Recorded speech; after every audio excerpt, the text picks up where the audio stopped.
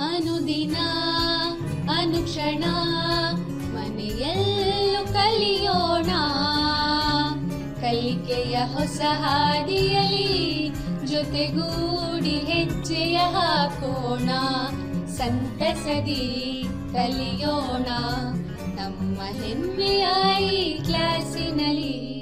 Yes, sir. Yes, teacher. Present, ma'am.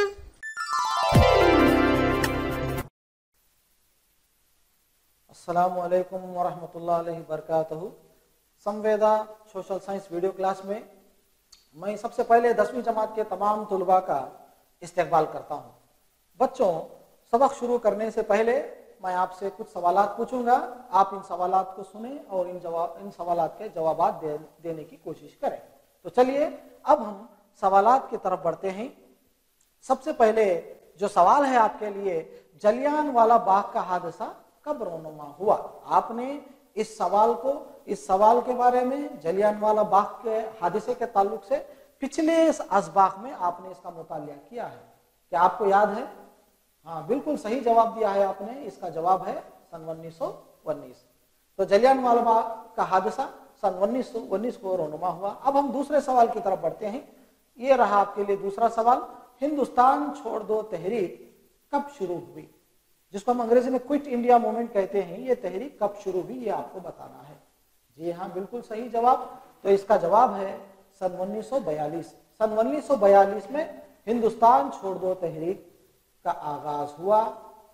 अब आप तीसरे सवाल की तरफ बढ़ेंगे। तीसरा सवाल, किसको बाबाए कौम कहा जाता है? बहुत आसान सा सवाल है आपके लिए बच्चों। किसको बाबाए कौम कहा जाता है? बिल्कुल सही जवाब दिया है आपने।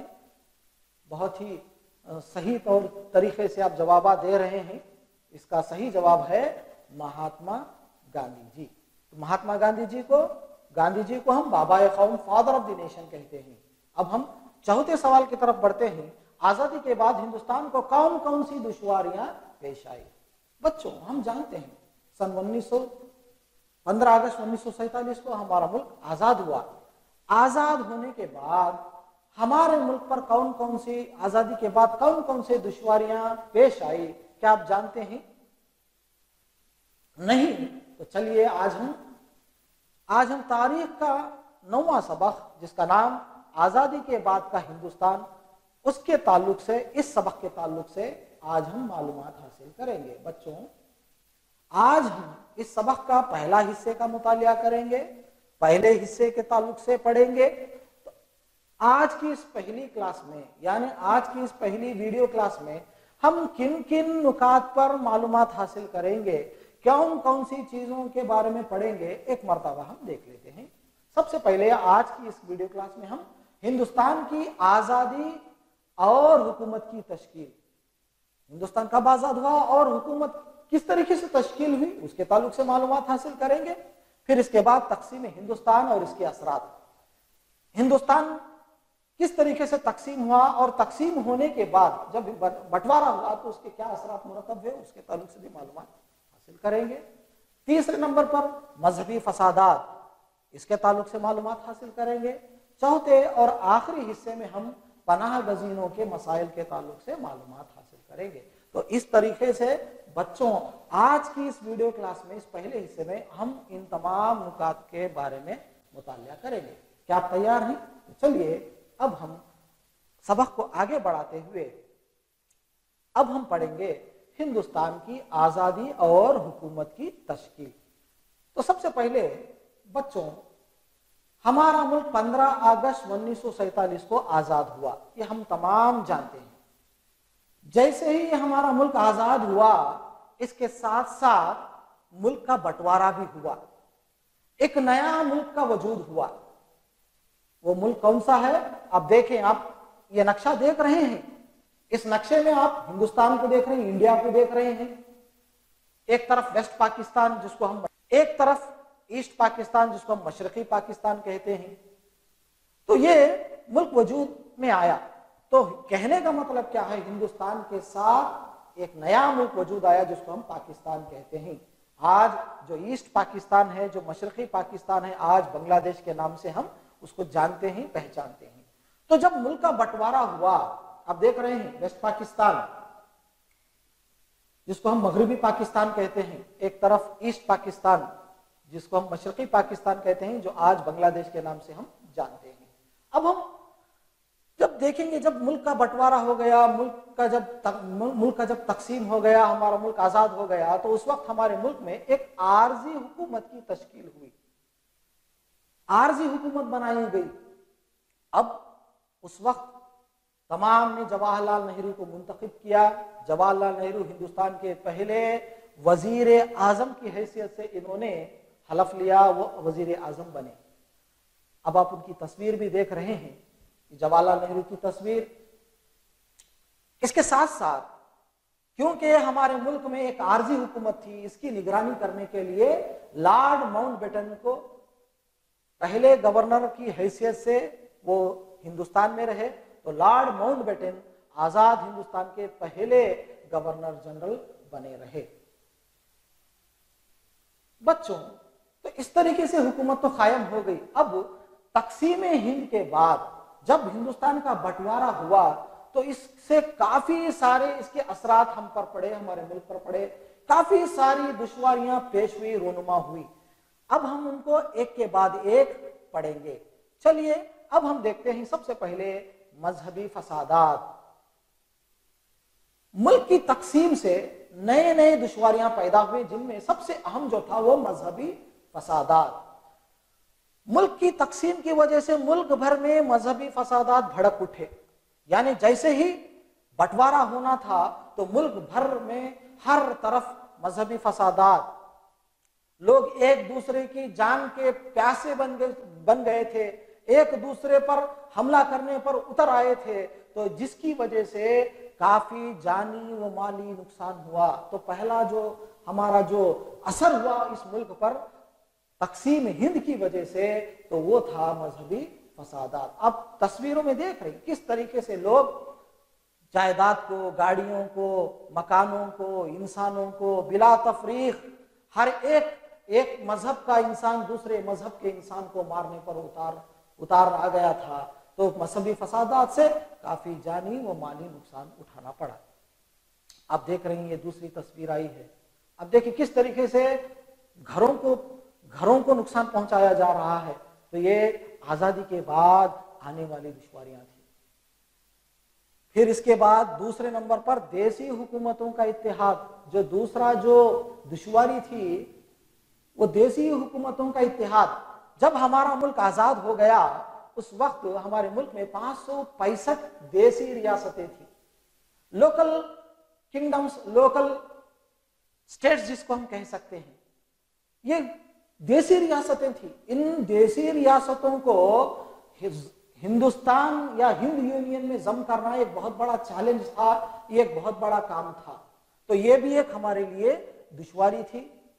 تو لہٰذا شروعاتی تضاد کے باوجود شروع میں جتنے بھی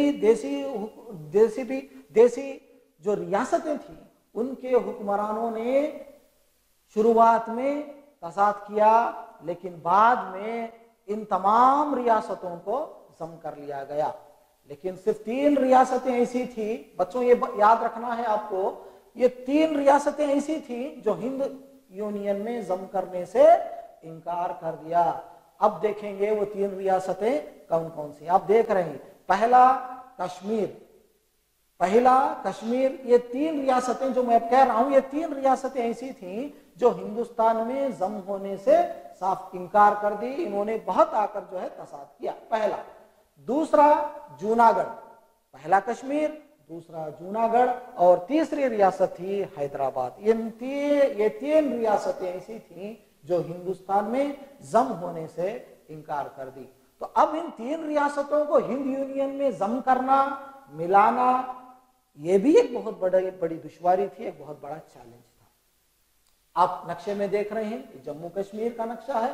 دوسرا جو آپ دیکھ رہے ہیں جوناگڑھ کو میں نے بتایا ہے، یہ جوناگڑھ تو یہ بھی ہند یونین میں شامل ہونے سے انکار کر دیا۔ تیسرا جو آپ دیکھ رہے ہیں یہ ریاست حیدرآباد، تو یہ حیدرآباد ریاست بھی ہندوستان میں ضم ہونے سے انکار کر دی۔ لیکن ملک کے وزیر دفاع، جو ہمارے ملک کے پہلے جو ڈیفنس منسٹر، جو वजीर दिफा थे, तो इन्होंने क्या किया, जो इन्होंने सरदार वल्लभ भाई पटेल ने इसको एक चैलेंज की तरह लिया और इन तीनों रियासतों को हिंद यूनियन में शामिल कर लिया। इस तरह मुल्क की अंदरूनी हिफाजत को इन्होंने बचाया। ये आप देख रहे हैं सरदार वल्लभ भाई पटेल की तस्वीर। जब तीन रियासतें हिंद यूनियन में जम हो गई तो हिंदुस्तान का जो नक्शा है वो मुकम्मल हुआ। तो इस तरीके से एक मुकम्मल नक्शा देने वाले, तमाम देसी रियासतों को जम करने वाले अगर कोई हैं, अगर किसी को इसका सहरा जाता है तो वो हैं सरदार वल्लभ भाई पटेल। तो सरदार वल्लभ भाई पटेल की वजह से आकर जो है हमारा मुल्क एक इत्तेहाद में आया, तमाम देसी रियासतें हमारे मुल्क में, हमारे हिंद यूनियन में जम हो गई। अब हम तीसरे मसाइल के तरफ बढ़ते हैं। तीसरा है मुल्क की माशी हालत को सुधारना। हम तमाम जानते हैं इस मुल्क पर, हमारे मुल्क पर तकरीबन 250 साल से ज्यादा अंग्रेजों ने हुकूमत की और इन 250 सालों की बदौलत अंग्रेजों ने इस मुल्क की तमाम दौलत को लूट लिया। एक वक्त में ये मुल्क जो सोने की चिड़िया था, जो पूरी दुनिया में अपनी दौलत के लिए जाना जाता था, ये मुल्क माशी तौर पर कंगाल बन गया, ये माशी तौर पर तबाह व बर्बाद हो गया। इस बात को दादा भाई नौरोजी ने अपनी ड्रेन थ्योरी में, जो नजरिए निकास की थ्योरी थी, जिसके जरिए से इन्होंने हिंदुस्तान में गुर्बत की वजह को पूरी इंग्लैंड की गवर्नमेंट को, इंग्लैंड की पार्लियामेंट में इस बात को वाजे किया। आप इसको पिछले असबाक में पढ़ भी चुके हैं। तो ये दादा भाई नौरोजी की तस्वीर है। अब आजादी के बाद हिंदुस्तान की ज़राअत, सनतें और तिजारती हलकों को तस्हीह करना और इनका इस्तेहकाम करना जरूरी था, क्योंकि हिंदुस्तान की जो सनतें थी, जो दस्तकारी थी, हिंदुस्तान के जो सनतें थी, जो छोटे बड़े पैमाने की जो सनतें थी, ये तमाम की तमाम अंग्रेजी हुकूमत के दौरान ये तबाह व बर्बाद हो गई। अब इनको दोबारा तरक्की देना, इनको फरोग देना, ये भी एक हमारे लिए एक मसला था। तो ये भी एक हमारे लिए बहुत बड़ा चैलेंज और दुश्वारी थी। अब हम चौथे बस दुश्वारी की तरफ बढ़ रहे हैं, हिंदुस्तानी दस्तूर का तश्कील करना।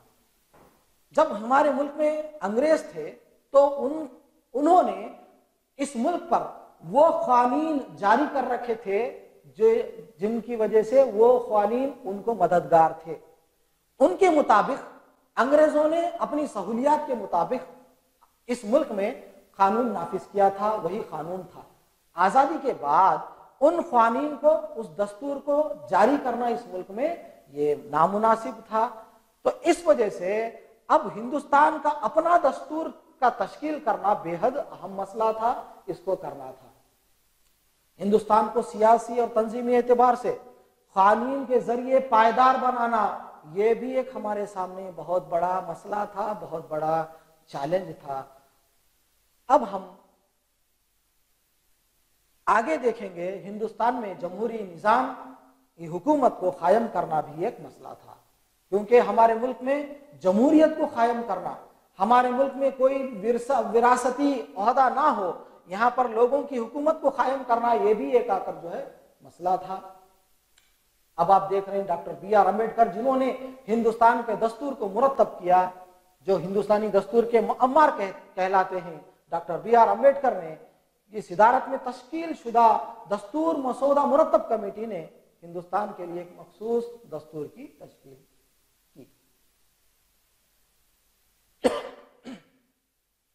अब हम पांचवा दुश्वारी की तरफ बढ़ रहे हैं। पांचवा जो असर हुआ, जो दुश्वारी थी, उसके ताल्लुक से हम पढ़ेंगे। पड़ोसी दुश्मन मुमालिक से मुल्क की हिफाजत करना, यह भी एक हमारे लिए बहुत बड़ा चैलेंज था। मुसलसल जद्दोजहद और कुर्बानियों से हासिल हुई आज़ादी को पड़ोसी दुश्मन मुमालिकों से तहफ़्फ़ुज़ करना भी एक बहुत बड़ा मसला था। तो अपनी मुल्क की हिफाजत करना, दुश्मन मुमालिकों से कोई दुश्मन मुमालिक हम पर कब्जा ना करे, हम पर हमला ना करे, तो अपनी मुल्क की हिफाजत करना भी एक बहुत बड़ा मसला था, दुश्वारी थी। छेवां मजहबी और जिनसी भेदभाव को खत्म करना। बच्चों, हम तमाम जानते हैं हिंदुस्तान जो है ये कई मज़ाहिब, ज़ात और जिनसी भेदभाव से भरपूर समाजों पर मुश्तमिल है। इन तमाम भेदभाव को खत्म करना भी एक मसला था। बेशक इस मुल्क में हम देखते हैं कि कई मज़ाहिब के लोग मानते हैं। आप देख रहे हैं तस्वीर में, हिंदुस्तान जो एक मल्टी रिलीजियस नेशन है। तो अब यहाँ पे आप देख सकते हैं दुनिया में जितने मज़ाहिब के लोग पाए जाते हैं, सिर्फ वाहिद हिंदुस्तान में इतने मज़ाहिब के लोग पाए जाते हैं। अब हम बेशक हम दूसरे दूसरे मज़ाहिब को मानते हों, लेकिन हमेशा हमें चाहिए कि हम एज हिंदुस्तानी के तौर पर हमें सोचना चाहिए और हमेशा हम हिंदुस्तानी बनकर रहना चाहिए। तो हम लोगों को चाहिए कि हम हमेशा मुल्क की फलाह व बहबूदी के लिए एक बनकर रहें, इत्तिहाद कायम करें। तो ये इत्तिहाद का कायम करना भी ये बहुत बड़ा चैलेंज और मसला था। अब हम दूसरे निकात पर चल रहे हैं, मजहबी फसादात। ये एक हकीकत बात है कि दुनिया की तारीख में जंगों में जान गंवाने वाले लोगों से भी ज्यादा लोग मजहबी और फिरकावाराना तशद्दुद में जान गंवाते हैं। जितने लोग मजहबी फसादात में मारे जाते हैं उससे कहीं कम जंगों में मारे जाते हैं। तो मतलब क्या है कि जंगों से भी खतरनाक मजहबी फसादात है। ये हमें रोकना बेहद जरूरी है। अब हम देखेंगे चूंकि हिंदुस्तान पर अलग अलग जमानों में कई मुल्कों, कई गैर मुल्की हुक्मरानों ने हमला किया। कई लोग जो बैरूनी, जो बादशाह थे, हुक्मरान थे, वो हिंदुस्तान पर हमला किए। क्यों किए? क्योंकि हिंदुस्तान पूरी दुनिया में एक मालदार, एक रईस, एक दौलतमंद मुल्क था। यहाँ की दौलत की वजह से कई लोग, कई हुक्मरान हिंदुस्तान पर हमला किए। कई मज़ाहिब के हुक्मरानों ने आकर जो है यहाँ पे हमला किया, जिसकी वजह से हिंदुस्तान एक मुख्तलिफ मज़ाहिब मुल्क बना। कई मज़ाहिब के लोग आकर जो है यहाँ पे आए। आप देख सकते हैं हिंदुज़म, जैनिज़म, इस्लाम, सिखिज़म, तो कई मज़ाहिब के लोग हम इस मुल्क में हम देखते हैं। क्योंकि कई मज़ाहिब के मानने वाले हुक्मरान हमारे मुल्कों को आए, अपने साथ कई लोग आए जो हिंदुस्तान में रह गए। तो इस तरीके से कई मज़ाहिब के मानने वाले लोग हमारे मुल्क में रह गए। ये इख्तिलाफात अंग्रेजी इंतजामिया की लड़ाओ और हुकूमत करो, डिवाइड एंड रूल की पॉलिसी ही का नतीजा है। तो उन्होंने, अंग्रेजों ने जो हमारे दिमाग में हिंदू मुस्लिम का ये जो फितना था, जो इन्होंने हिंदू और मुसलमानों को लड़ाकर हुकूमत की, तो इससे पहले इस तरीके के हालात नहीं थे। हम बेशक हिंदू मुसलमान जो भी मजहब है हम माने, लेकिन हमेशा हमें अपने मुल्क की बका के लिए हमें हिंदुस्तानी बनकर रहना है और हिंदुस्तानी बनकर ही आकर जो अपनी जिंदगी गुजारना है। तभी हम इस मुल्क में मजहबी फसादात को रोकने में कामयाब हो सकते हैं। आगे 15 अगस्त 1947 को मुल्क आजाद हुआ। इसके साथ ही मुल्क के मुख्तलिफ हिस्सों में मजहबी फसादात भड़क उठे। जितनी खुशी हमें मुल्क की आजादी होने की थी, उतनी ही परेशानी, उतनी ही आकर जो है एक नाखुशगवार बात यह थी कि लोग जिस आजादी के लिए हिंदू मुसलमान सब अंग्रेजों के साथ लड़े, लेकिन जैसे ही हमें आजादी मिली तो हम मजहब के नाम पर लड़ाई झगड़े पर उतर आए, जिसकी वजह से लाखों हिंदू और मुसलमान मारे गए इस मुल्क में। आप देख रहे हैं लोग किस तरीके से एक दूसरे के खून के प्यासे हैं, एक दूसरे पर हमला कर रहे हैं। देख रहे हैं आप सड़कों पर लाशें बिछी हुई हैं। तो मुल्क के ये हालात हो चुके थे। आजादी के बाद ये तमाम हालात हो चुके थे। एक तरफ हमारा मुल्क जो जश्न आजादी मना रहा था, वहीं दूसरी तरफ शुमाली हिंद के मुख्तलिफ हिस्सों में फसादात की वजह से काफी जानी व माली नुकसान हुआ। खुद जब गांधी जी जब ये देख सके, जब ये गांधी जी को पता चला, तो गांधी जी ने फसादात मुतासिरात इलाकों, मिसाल के तौर पर नौकाली जो मुकाम है, जो आकर शुमाली हिंद में है, उसका दौरा किया और लोगों को इन्होंने तसल्ली दी, लोगों को इन्हें समझाया कि हिंदू मुसलमान के नाम पर लड़ा ना जाए। हम सब इस मुल्क के शहरी हैं, इस मुल्क के दो आंख हैं, तो हमें मिलजुल कर जिंदगी गुजारनी। आप देख रहे हैं तस्वीर में किस तरीके से गांधी जी नौकाली का दौरा कर कर लोगों से आकर जो अमन के लिए, अमन के क़याम के लिए आकर जो है लोगों को समझा रहे हैं। हिंदुस्तान के पहले वजीर आजम جواہر لال نہرو نے کچھ مہینوں میں ان فسادات پر تو قابو پا لیا. ان فسادات کی کئی خطرناک مناظر نے نہرو کو ایک سیکولر ملک بنانے کی طرف اکسایا. تو اب سوال اٹھتا ہے یہ سیکولر ہے کیا؟ تو سیکولر سے مراد کیا ہے؟ قانون کی نظر میں تمام مذاہب یکساں ہیں. یہ جو لفظ ہے سیکولر، جس کو ہم اردو میں لادینی بھی کہتے ہیں، غیر مذہبی کہتے ہیں، تو جواہر لال نہرو نے ان فسادات کو روکنے کے لیے تمام شہریوں کو، چاہے وہ کوئی بھی مذہب کا ماننے والا ہو، چاہے وہ کسی بھی مذہب کا آ کر جو ہے مذہب پر چلنے والا کیوں نہ ہو، قانون کی نظر میں، دستور کی نظر میں تمام شہری ایک ہیں. تو یہ آ کر جو ہے جواہر لال نہرو نے اس کے طرف آ کر جو اپنی توجہ دی. ہندوستان کے دستور نے ہر شخص کے لیے مذہب کو اپنا نجی معاملہ قرار دیا. جو مذہب ہے یہ ہر کسی کا آ کر جو ہے اپنا نجی مسئلہ ہے. ہر انسان کو یہ حق ہے کہ وہ جس مذہب کو چاہے اختیار کر سکتا ہے، جس مذہب کو چاہے اس پر چل سکتا ہے. ہر مذہب کی ہم عزت کرنا آ کر جو ہے یہ بے حد ضروری بھی ہے.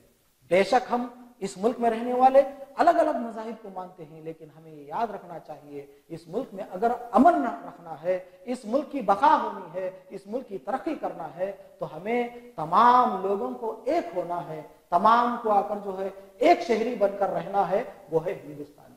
ہمیں ہندوستانی بن کر رہنا ہے. مذہب کو الگ کرتے ہوئے ہی ہمارے دیش کی ترقی اور نشو و نما ہو سکتی ہے.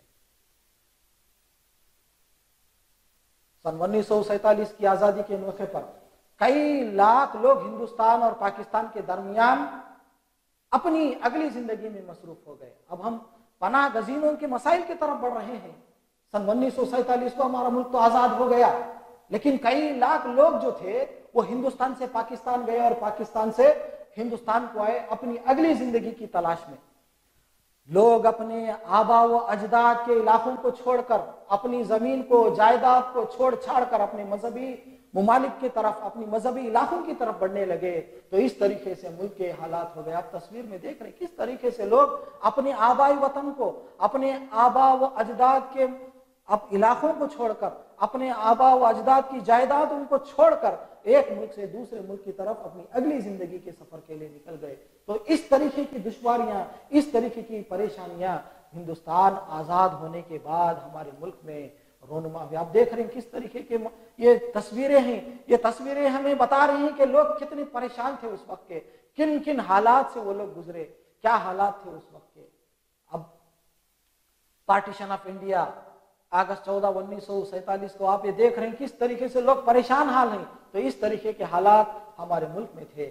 جب ہمارا ملک آزاد ہو گیا، پاکستان سے ہندوستان داخل ہونے پناہ گزینوں کی تعداد 6 لاکھ ملین تھی. اتنے لوگ پاکستان چھوڑ کر ہندوستان کی طرف آئے. اب مغربی پاکستان سے آنے والے پناہ گزینوں کے مسائل کو سن 1951 میں ہم نے حل کیا. اتنے لاکھ لوگوں کو، یہ کوئی معمولی بات نہیں تھی، اتنے لاکھ لوگوں کو ہندوستان میں بسایا گیا. اور ان پناہ گزین مشرقی مغربی پاکستان سے آنے والے جتنے بھی پناہ گزین تھے، اس مسئلے کو سن 1951 میں حکومت ہند نے اس کو حل کر لیا. اب ہم آگے کی طرف جائیں گے. سن 1971 میں مشرقی پاکستان جو آج کا بنگلہ دیش ہے، بنگلہ دیش میں خانہ جنگی ہوئی. اس خانہ جنگی میں ہندوستان نے بنگلہ دیش کی یعنی مشرقی پاکستان کی حمایت کی. جب یہ جنگ 1971 میں ہوئی، جنگ کے بعد تقریباً 6 لاکھ پناہ گزین، مشرقی پاکستان کے پناہ گزین ہندوستان میں داخل ہوئے. تو ان 6 لاکھ پناہ گزینوں کو بسانا یہ بھی حکومت ہند کے لیے، بھارت سرکار کے لیے ایک بہت بڑا چیلنج تھا. ان تمام پناہ گزینوں کو جو مشرقی پاکستان سے ہندوستان آئے، ان تمام لوگوں کو ہندوستان کی الگ الگ ریاستوں میں، جیسے مغربی بنگال، میگھالیہ، تریپورا اور آسام جیسی ریاستوں میں آ کر جو ہے بسایا گیا. اب ہم تصویروں کے ذریعے سے بھی دیکھیں گے. آپ جو دیکھ رہے ہیں یہ مغربی بنگال، اب یہ جو دیکھ رہے ہیں مغربی بنگال ہے. تو اس ریاست میں بھی بسایا گیا. پھر اس کے بعد آپ آسام میں بھی بسایا گیا، ان لوگوں کو آسام میں بسایا گیا. اس کے بعد میگھالیہ میں ان لوگوں کو بسایا گیا، تریپورا میں بسایا گیا. تو غرض کے ان تمام جتنے بھی مغربی जितने भी बांग्लादेश से यानी मशरकी पाकिस्तान से हिंदुस्तान को आए, इनको इन रियासतों में बसाया गया।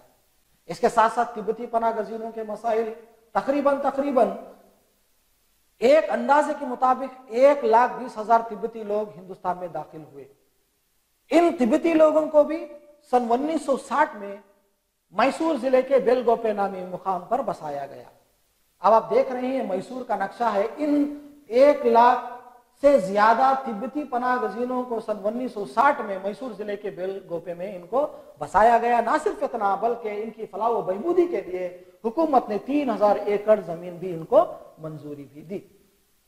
तो आज हमने इतने मालूमात हासिल किए इस पहले वीडियो क्लास में, इस पहले हिस्से में। आज हमने जो पढ़ा है एक बार देख लेते हैं। सबसे पहले हमने क्या पढ़ा? हिंदुस्तान की आजादी और हुकूमत की तश्कील, इसके ताल्लुक से पढ़ा।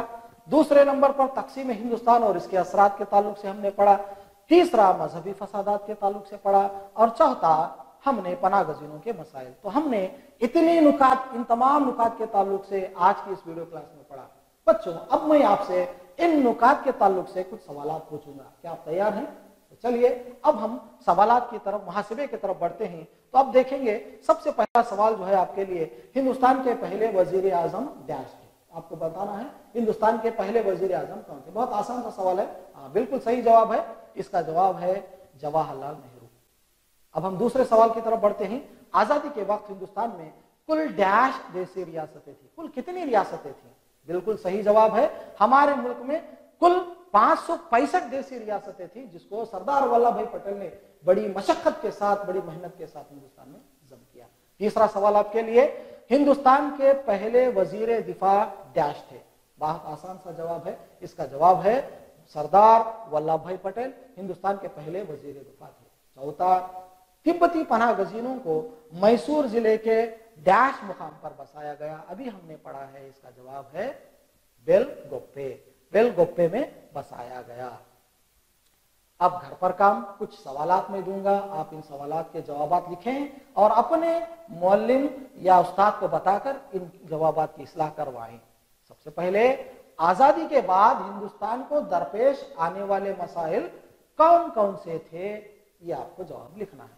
दूसरा सवाल, वो कौन से 3 रियासतें थीं जो हिंदुस्तान में जम होने से इनकार कर दिया, वो 3 रियासतों के नाम लिखें। तीसरा, पनाह गजीनों के मसले को मुल्क ने किस तरह सामना किया, तो किस तरीके से पाकिस्तान से आने वाले, बांग्लादेश से आने वाले और तिब्बत से आने वाले पनाह गजीनों को किस तरीके से और कहां कहां बसाया गया, आपको उसके ताल्लुक से लिखना है। तो ये आपका सबक खत्म होता है। ये जो सबक दिया गया है, ये देने वाले यानी पेश करने वाले Mohammad Imtiaz, assistant teacher, government Urdu high school, Millerpet, Ballari east, Ballari. शुक्रिया, थैंक यू।